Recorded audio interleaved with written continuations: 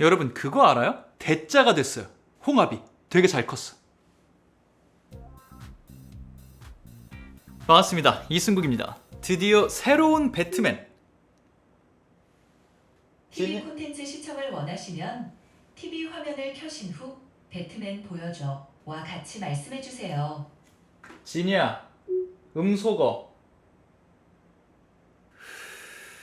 다시 드디어 로버트 패틴슨이 주인공을 맡은 더 배트맨 개봉 직전입니다. 이 영화가 제작될 때부터 나왔던 인터뷰를 계속 팔로우업 하신 분들은 아시겠지만 연출을 맡은 맷 리브스 감독 그리고 주연을 맡은 로버트 패틴슨 반복적으로 그런 말을 해요. 이번 배트맨에서는 새로운 거를 하려고요. 새로운 걸 보여줄 게 아니라면 배트맨을 또 만들 이유가 없잖아요. 이런 얘기를 정말 많이 반복해요. 그러면서 몇 가지 힌트를 주기도 했죠. 장르적으로는 탐정 누아르물로서의 배트맨 영화, 시기적으로는 배트맨이 2년차로 활동하고 있는 배트맨의 이야기, 뭐 이런 떡밥들을 던졌단 말이죠. 도대체 왜 이런 키워드 던지기, 새로움에 대한 강조를 하는가 하실 수 있겠지만 사실 이건 너무 당연한 거예요. 배트맨 실사화가 꽤 됐어요. 수십 년 전에 됐었던 실사화를 제외하고서라도 블록버스터 장편 영화 1989년부터 시작됐거든요. 그 첫 번째 영화 이후로 배트맨을 장편 영화에서 맡은 배우만 로버트 패틴슨 포함하면 6명이고요. 시리즈적으로 봤을 때는 이번 영화가 세 번째 리부트예요. 그러니까 과거에 나왔던 배트맨 영화와 이번 거는 분명히 다를 것이다 라는 얘기를 하고 싶겠죠. 그리고 여기서 오늘의 영상이 본격적으로 시작됩니다. 과거 나왔던 배트맨 영화들 혹은 새로운 배트맨이 선보여졌을 때 그들도 똑같은 고민을 했을 거란 말이죠. 아, 전에 거랑 좀 달라야 되는데 똑같이 만들면 욕먹을 거 아니야. 뭔가 다른 걸 집어넣어야지. 모든 창작자와 배트맨을 맡은 배우들이 이 생각을 했겠죠. 그래서 과연 리부트들, 배우 교체들 이때마다 어떤 새로운 요소들이 배트맨 영화에 가미돼 왔었는지 살펴보도록 하겠습니다.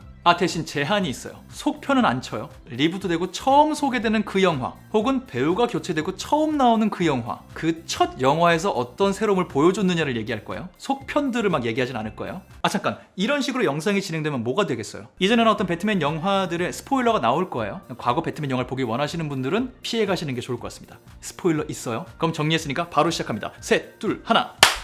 일단 첫 번째, 1989년도에 팀 버튼 감독이 연출하고 마이클 키튼이 연기했던 배트맨. 블록버스터 장편 영화로서의 배트맨 첫 번째 영화였죠. 그리고 이게 정말 기념비적으로 너무 잘 돼갖고 계속 주기적으로 만들어지는 거고요. 근데 사실 이 시리즈는 뭘 새롭게 했느냐라고 말하기가 애매할 수 있어요. 왜냐면 블록버스터 장편 영화 시장에서 이 배트맨이 처음이었으니까 모든 게 다 처음이었어요. 그래서 그 당시에 새롭다라고 말할 수 있는지 모르겠지만 아이러니하게 지금 이 영화를 다시 보잖아요? 꽤나 새로워요. 우리가 지금 알고 있는 배트맨 영화, 그 속의 배트맨, 브루스 웨인, 이 이미지와 설정들과 차이가 꽤 많이 나요. 몇 개만 짚어볼게요. 이 영화는 일단 전체적인 느낌상으로는 저는 그렇게 많이 표현을 해요. 만화적인 영화예요. 영화를 보면 상당히 만화적인 설정들과 이야기 전개가 있어요. 연출도 그렇고. 근데 그걸 분명히 영화화했어요. 영화로 만들었어요. 그래서 귀로만 듣잖아요, 설정을? 그럼 유치해 보일 수 있어요. 영화를 보잖아요? 안 유치. 되게 묵직해, 영화가. 어둡고 묵직한 느낌이 강해요. 연출도 그렇게 했고 여기에는 배우들의 명연기가 또 굉장히 큰 힘을 발휘해요. 이 세계관만 받아들이면 이 영화를 굉장히 진지하게 보게 돼. 빨려 들어가듯이.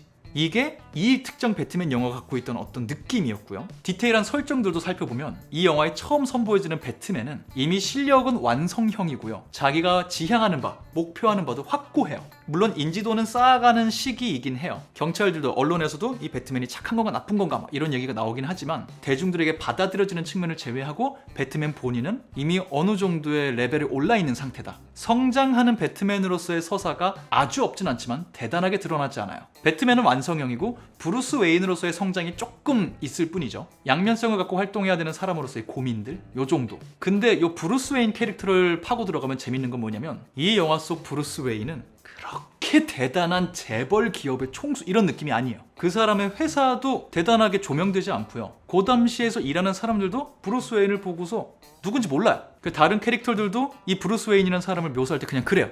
그 뭐 브루스 웨인이라는 부자가 있다던데 이 정도로만 얘기해요. 딱 이름 말한다고 알고 얼굴 보면 알아채고 이런 게 전혀 없어요. 그리고 브루스 웨인 본인도 굉장히 차분하게 나옵니다. 실제로 그래서 영화 속의 다른 캐릭터가 브루스 웨인을 만나고서 그런 얘기를 해요. 당신은 이런 화려한 저택과 어울리지 않는 사람인 것 같아요. 이런 얘기까지 할 정도로 차분하고 조용한 사람이에요. 그런 사람이 배트맨으로서 활동을 하는데 배트맨으로서 활동하는 이유 잠깐 나와요. 내가 해야 할 일이니까 하는 거야. 다른 사람은 못하니까. 세상이 완벽하지 않아. 요 정도. 그래서 이 영화가 선보이는 배트맨의 이 서사는 고담시를 지키기 위해서 악당과 싸우는 배트맨, 그리고 그 배트맨을 몰래 해내야 하는 브루스 웨인이라는 인간, 이 두 부분에 입문시키듯이 영화를 살짝 구성을 했어요. 그래서 어떤 고민에도 깊이 들어가지 않고요. 말씀드린 대로 살짝 보여지는 고민은 배트맨의 고뇌보다는 브루스 웨인으로서의 고민. 왜냐면 영화의 중간중간 브루스 웨인이 의도적으로 사랑보다 일을 선택하는 모습이 나오거든요. 난 배트맨이니까. 어느 정도로 자기 일에 헌신을 하냐면 이 영화 속에서 배트맨이 호감을 느낀 여성분이 배트맨 정체를 알게 돼요. 어떻게 알게 되는지 알아요? 배트맨의 집사에 있죠. 알프레드, 조력자. 알프레드가 그 여성분을 배트케이브,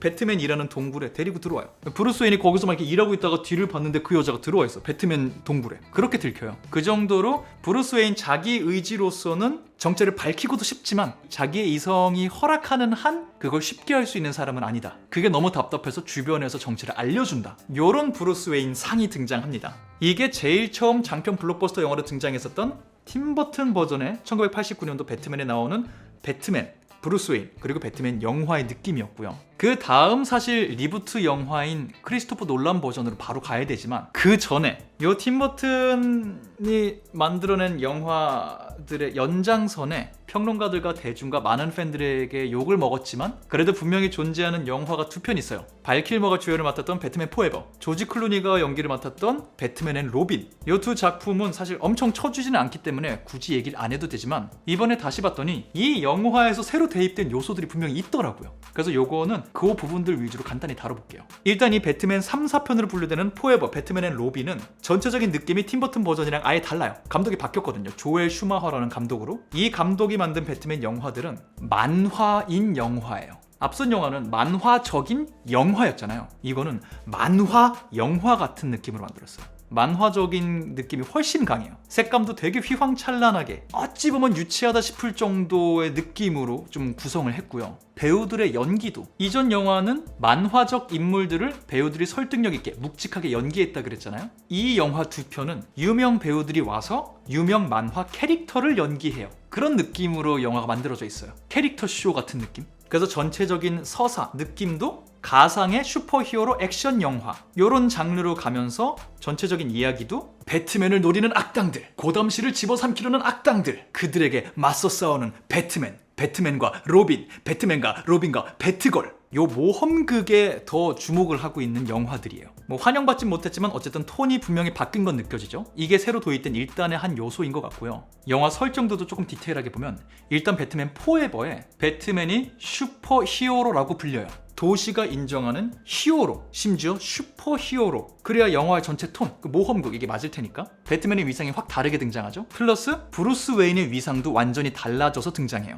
이 두 편 영화 속의 브루스 웨인은 일거수일투족이 가십지에 주목을 받는 어떤 파티에 어떤 파트너랑 갈 겁니까? 이것까지 뉴스화되는 유명 인사예요. 그리고 고담시에 좋은 일을 하기 위해서 엄청난 돈을 기부하는 기부왕의 이미지도 있어요. 그리고 웨인 엔터프라이즈라는 브루스 웨인의 회사가 본격적으로 등장하기 시작하는 게 요 영화들부터예요. 그러니까 우리가 알고 있는 고담시의 황태자로서의 브루스 웨인, 또 고담시의 구원자로서의 배트맨, 요런 이미지가 요 영화에서부터 구축되기 시작했어요. 또 이 배트맨 포에버에서 처음으로 조력자, 집사 알프레드가 마스터, 도련님이라고 번역되는 그 영어 단어를 써요. 앞선 두 영화에서는 웨인 씨 그래요. 미스터 웨인 그래요. 근데 여기서부터 마스터 이렇게 더 높이는 표현을 사용해요. 그 이후로 모든 영화에서 마스터라고 부르잖아요. 그게 장편 영화 중에서는 이 작품에서 처음 등장한 요소예요. 그리고 또 이 영화에서 처음으로 어린 브루스 웨인이 어떤 마음으로 배트맨이 되었는지에 대한 테마가 등장해요. 이전 영화에서는 부모님이 살해당하는 장면 정도까지만 등장했거든요. 그 트라우마가 있다, 영향을 미쳤다, 이 정도? 여기서는 그 이후 장례식장 장면 이런 걸 또 조금 더 집어넣으면서 나를 공포스럽게 했던 어떤 그 형상, 내가 그 공포를 이용해서 악의 무리를 혼내주겠다. 그래서 이 도시에 다시는 그런 일이 벌어지지 않게 하겠다. 나의 부모님에게 벌어진 비극 내가 멈추겠다. 이 모든 일의 시작에 관한 테마가 여기 등장해요. 굉장히 어릴 때 이미 결심한 걸로 나오죠. 그래서인지 부모님이 억울한 비극적인 죽음을 당했고 이 어린아이는 고아로 외롭게 클 수밖에 없었다 라는 테마를 좀 더 활용도 하죠. 그게 배트맨 포에버에서 처음으로 등장한 변화. 또 있어요. 이 영화 은근히 뭐가 많네. 이 영화에서 처음으로 배트맨의 정체가 악당들에게 제대로 들켜버려서 브루스 웨인의 저택이 공격을 당하고 집이 무너져요. 심지어 브루스 웨인은 악당들이 농락하려고 일부러 살려줘요. 그래서 이전에 나왔던 배트맨보다 조금 더 당하는 배트맨의 모습이 등장하는 게 배트맨 포에버였어요. 그 다음 조지 클루니로 넘어가서 배트맨 앤 로빈. 이 영화는 일단 배트맨 수트 자체로도 욕을 먹은 영화이고요. 변화라면 변화죠. 처음 시도한 거. 왜냐면 클로즈업 샷이 멋있게 등장하는데 막 이 꼭지스가 막 이렇게 너무 막 부각돼서 등장하거든요. 되게 욕먹었었어요. 어쨌든 그런 새로운 시도가 있었고요. 환영받지 못한 시도. 그리고 이 영화에서 처음으로 짐 고든, 경찰 쪽에서 일하는 배트맨의 조력자 있잖아요. 그 고든이 배트맨과 화상통화를 통해서 직접 얘기하는 모습이 처음 등장해요. 그러니까 어느 정도 친분이 있고 어떤 사건이 있으면 먼저 알려주고 이런 부분들이 처음 등장해요. 이전 영화에서는 그런 정도 관계가 아니었거든요. 경찰 무리가 나올 때 거기 얼굴 마담처럼 나오는 정도였어요. 그리고 뭐 이제 후배 히어로들이 이 영화에서 좀 본격적으로 등장하기 때문에 같이 활동하는 모습들이 꼰대로서의 배트맨의 모습, 이런 테마가 좀 이제 나오고요.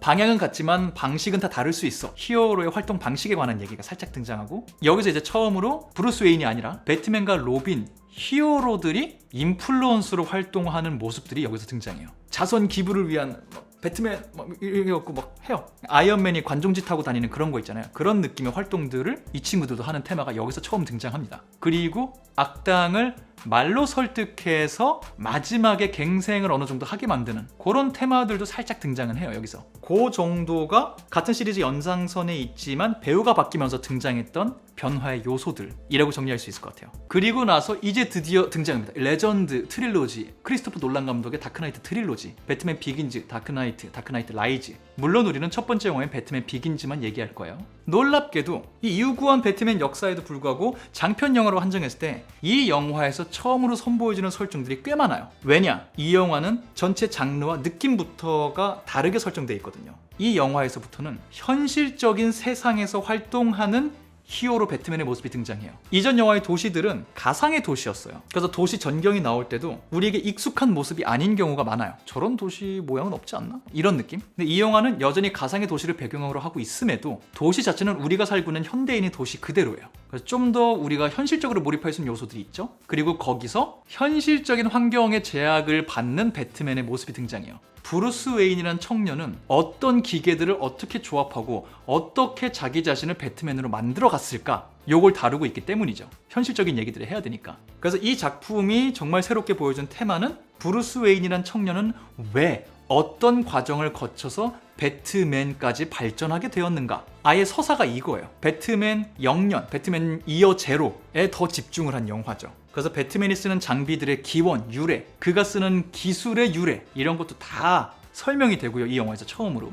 또 이 영화에서 처음으로 배트맨이 사는 도시 고담시는 썩어 문드러져 있다 라는 설정이 등장해요. 이전 영화에서도 고담시가 밝은 도시로 그려지진 않아요. 그래도 썩어 문드러져 있는 느낌까지는 아니거든요. 그냥 깽단들, 악당들 무리가 활개치고 다니는 도시 정도지. 근데 이 영화에서는 악당이 이미 이 도시를 장악하고 있어서 검찰, 경찰, 정치인 다 뇌물받고 썩었다. 다 악당 손에 놀아나고 있다. 이곳에 법이 없다. 정의란 승리할 수 없다. 이런 도시의 느낌이 본격적으로 막 조명이 됩니다. 그리고 도시가 이러다 보니까 배트맨의 아버지가 본격적으로 큰 형상으로 나타나요. 이 영화에서부터.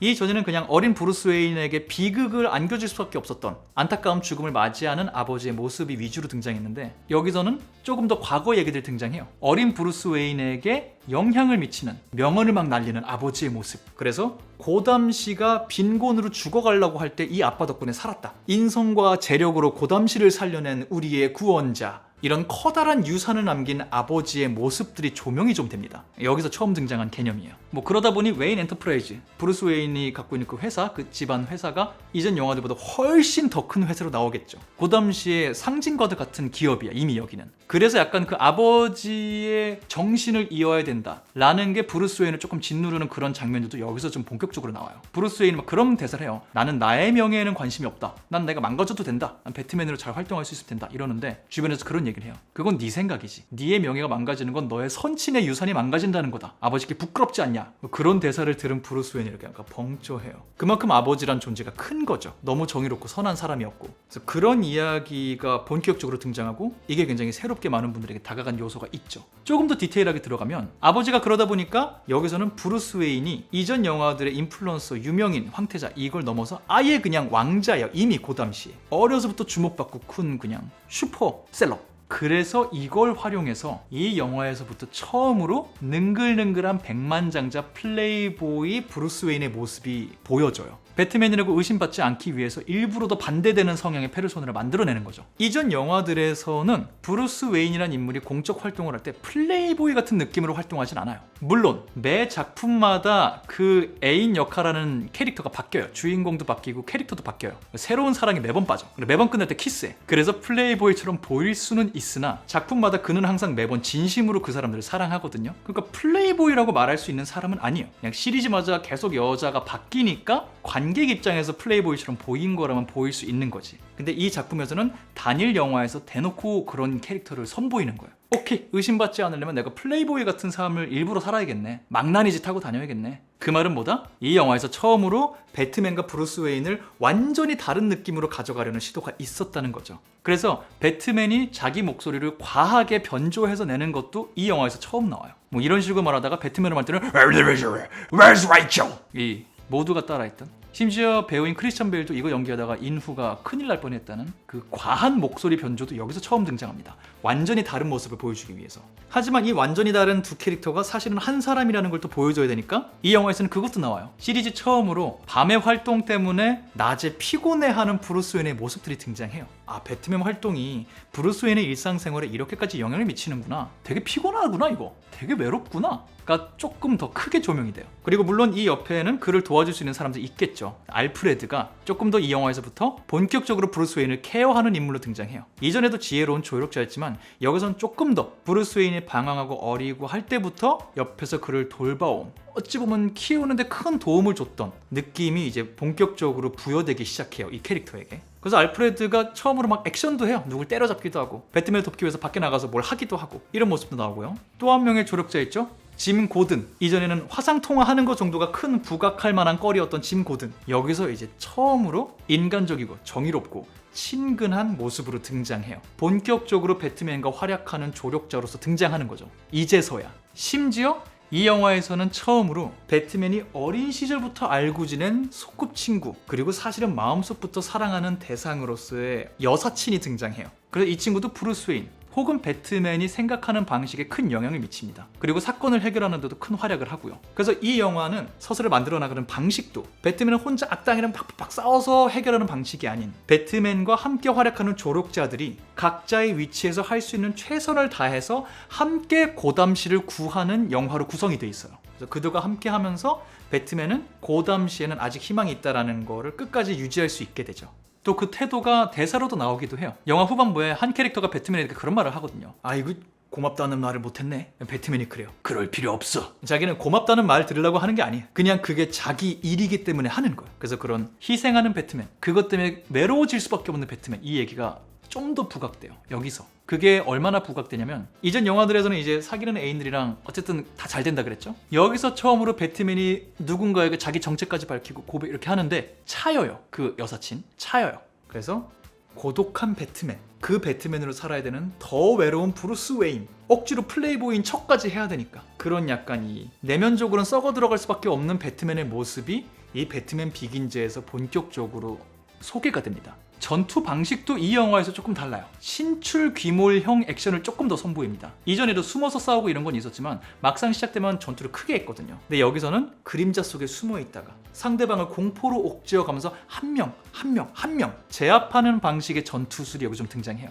조금 더 이것도 현실적으로 다가간 거죠. 다대일로 맨날 싸울 수는 없으니까. 이런 빌드업이 있었기 때문에 다크나이트 트릴로지, 특히나 2편이었던 다크나이트가 큰 흥행을 할 수 있었다는 생각은 해요. 여기서 정말 많은 것이 세팅이 잘 됐거든요. 그래서 이렇게 길게 얘기했고요. 아! 미안해, 이거 하나 더 얘기해야 되겠다. 이 작품에서 아마 거의 유일하게 배트맨이 불살에 대한 의지를 확고하게 보여줘요. 배트맨 갖고 이렇게 장난칠 때 그런 얘기 많이 해요. 배트맨은 사람을 죽이지 않아요. 사람을 죽을 만큼 때릴 뿐입니다. 이런 농담들이 되게 많거든요. 배트맨은 악당을 잡는 것까지만 자기 목, 그리고 이 사람이 합당한 재판을 받고 형벌을 받는 거는 고담시에게 맡겨야지. 나는 이 법이 할 수 없는 거, 악당을 잡아오는 거, 그것만 내가 초법적으로 해오는 거야. 위법일 수도 있고요. 이게 배트맨의 정체성으로 많이들 알고 계시고 저도 그렇게 알고 있고 그게 배트맨이 맞는데 그게 이 영화에서 처음으로 제대로 부각돼요. 이전 옛날 영화들 보면은 불살인 것 같지만 은근히 사람 죽는 거 그냥 냅두거든요. 야, 저 그냥 죽게 냅두네? 라는 느낌이 드는 장면도 있고요. 야, 저 액션을 했다는 건 저 사람이 죽는 거를 생각하고 했을 것 같은데? 라는 장면들이 등장해요. 그러니까 반드시 살려서 데려간다 이런 느낌이 의외로 없어요. 근데 이 영화에서는 배트맨도 액션을 그런 식으로 좀 하고요. 살리려는 그런 어떤 태도들, 영화 연출적으로도 경찰차가 확 찌부됐다던가 이런 액션이 등장하는데 그 다음 장면에 꼭 그 찌부된 차 안에서 무전치는 경찰의 모습을 보여주면서 배트맨이 하는 행동으로 인해 누가 죽진 않는다 이런 걸 보여주는 모습이겠죠? 그게 이 영화에 좀 강조가 많이 됩니다. 처음으로.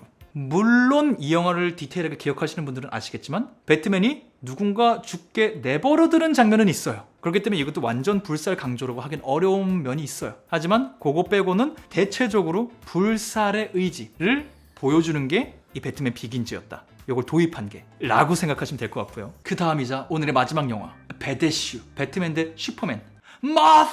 마사 드립이 나왔던 그 레전드 영화죠. 일단 다른 걸 다 떠나서 마사 드립, 어머님 드립이 나왔다는 거 무슨 말이겠어요. 여태까지 변화 중에 제일 큰 변화 중에 하나 감지되시죠. 이 영화에서 처음으로 아버지 토마스 웨인이 아니라 어머니 마사 웨인의 영향력이 조명돼요. 그전에는 다 아빠 얘기했잖아요. 큰 아버지, 대단한 아버지 얘기였잖아요. 여기서 처음으로 어머님 역시 배트맨, 브루스 웨인에게 큰 영향을 갖고 있는 부모님이다 라는 게 조명돼요. 처음으로. 그리고 심지어 과거 회상신, 리부트니까 어머니 아버지 죽는 장면이 또 나와요. 거기서도 이전 영화들과는 다르게 어머니와 아버지가 어린 브루스를 지키려고 악당에게 저항하는 장면, 한번 뭔가 해보려는 장면이 등장해요. 조금 더 적극적으로 브루스를 지키려고 했던, 호전적이었던, 그렇기 때문에 더 영향을 줬을 수도 있는 그런 부모님상, 그 중에서도 어머님의 이야기가 이 영화에 처음 등장합니다. 많은 분들에게 대단한 환영을 받지 못한 어머님 활용이긴 했으나 어쨌든 그런 시도는 여기서 처음 됐다는 거, 요거는 조명할 필요는 있겠죠. 요걸 먼저 짚었으니까 이제 영화 전체적인 얘기를 해보자면,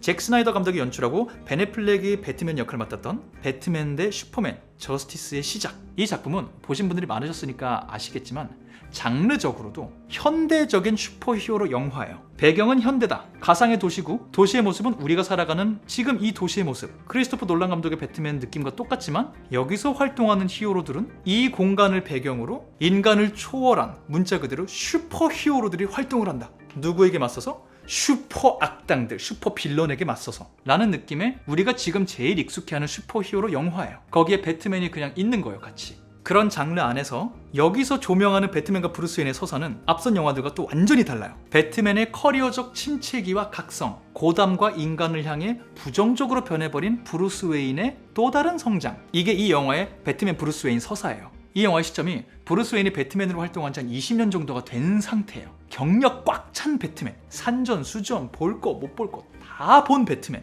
나름의 도가 텄는데 이 영화 초반부에 배트맨이 슈퍼맨이 싸우는 걸 봐버린단 말이에요.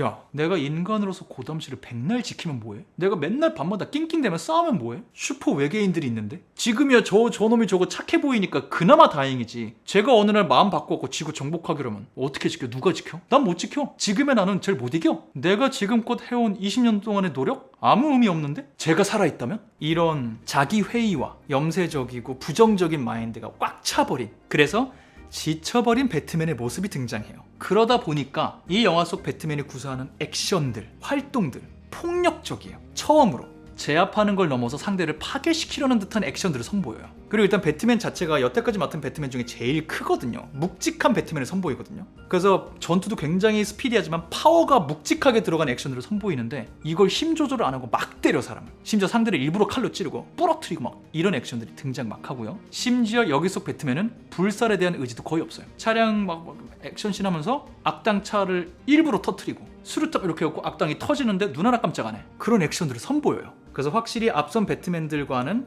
액션의 결이나 자신의 활동에 대한 태도가 많이 다르다. 심지어 이 영화에서는 배트맨이 악당을 고문하고 낙인까지 찍어요. 이전에도 상대방에게 정보를 얻기 위해서 위협하고 이런 장면이 있어요. 근데 여기서는 고문이라는 단어가 등장해요. 악당이 막 비명 으아!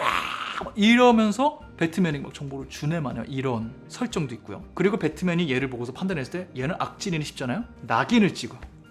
배트맨 표시가 이렇게 있어요. 그럼 이거는 죄수들 사이에서도 진짜 악질이라고 인정한 거거든요. 이 상태로 감옥에 가면 맞아 죽어. 그 말은 뭐예요? 이 영화에서 처음으로 배트맨이 선을 넘어요. 대놓고 넘어요. 그전에는 고담시에게 기여하는 바가 있으니까 얘가 법을 무시하고 활동하는 거 어느 정도 봐줬단 말이죠. 근데 이 영화에서는 배트맨이 자경단원으로서 역할하는 것뿐만이 아니라 판사 역할, 배심원 역할, 집행인 역할 지가 다 해요. 그래서 논란거리로 불러오기도 하죠. 물론 이 모든 게 자기가 20년 동안 활동하면서 갖고 있는, 그리고 슈퍼맨을 보면서 느끼게 된 이런 고뇌 때문이기도 하지만, 아무튼 그렇게 이전에 보여지지 않았던 일부러 무자비하고 논란이 될 수 있는 배트맨의 모습이 등장한다. 브루스 웨인도 똑같아요. 그런 대사를 막 해요. 우리 처음 시작할 때 착한 사람 많았죠. 20년이 지났는데 아직도 착한 사람 몇 명이나 있어요. 난 사람을 안 믿어요. 이런 대사를 브루스 웨인이 자기 입으로 해요. 진심으로. 심지어 자기 거에 너무 몰두하느라 처음으로 알프레드에게 거짓말까지 하는 브루스 웨인의 모습도 나와요. 브루스 웨인조차도 지쳐있는 그런 모습들이 막 등장합니다. 물론 그럼에도 맨 마지막에는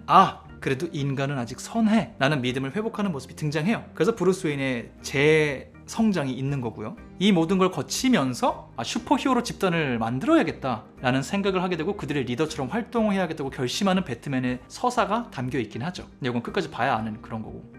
이거 말 안 했네. 아까 그 액션 좀 센 거 얘기했잖아요. 근데 그거랑은 별개로 워낙 베테랑이 됐으니까 이 영화 속 배트맨은 지형 지물을 활용해서 전략적으로 상대를 제압하는, 함정까지 파놓고 상대를 이길 수 있는 방법을 강구하는 그런 지략가로서의 액션도 막 선보여요. 상대가 슈퍼맨이니까. 심지어 그 슈퍼맨을 상대하기 위해서 철갑옷을 두른 것 같은 정말 육중한 아머, 수트까지 선보이는 게 베데슈의 배트맨이에요. 그리고 배트맨의 목소리 변조를 조금 더 강화하기 위해서 아예 기계를 사용해서 목소리를 변조한다라는 설정도 영화들 중에서는 여기에 처음 등장하고요. 이 정도가 이제 베데슈의 배트맨 조명할 만한 새로운 부분들인 것 같아요. 어때요? 다 똑같은 배트맨 영화인 줄 알았는데 하나하나 짚어보니까 의외로 다르죠. 서로 다르죠. 그리고 영화마다 배우마다 새롭게 도입된 요소와 설정들 꽤 많죠. 그래서 알게 모르게 많은 변화를 거쳐온 게 배트맨 얘기예요. 흥행을 했든 안 했든, 좋은 평을 받았든 안 받았든 창작자들은 알게 모르게 이전과는 다른 뭔가를 계속 선보이려고 노력하고 있다는 거죠. 서사적으로도, 설정적으로도, 캐릭터적으로도, 연출적으로도. 그런데 이 모든 걸 감안하고서도 이번에 나오는 더 배트맨을 두고서 감독과 배우가 둘 다 우리도 그랬다, 새로운 걸 하려고 했다 라는 얘기를 막 하고 있어서, 그래서 그 변화들을 되짚어보고자 이번 영상을 만든 거니까요. 관심 있으셨던 분들께 도움이 되는 영상이었길 바라며 저는 다음번 다른 영상으로 돌아오도록 하겠습니다. 이제 가볼게요. 생각보다 덥네요. 지금까지 전 천재의 승국의 이승국이었습니다. 감사합니다. 바이바이.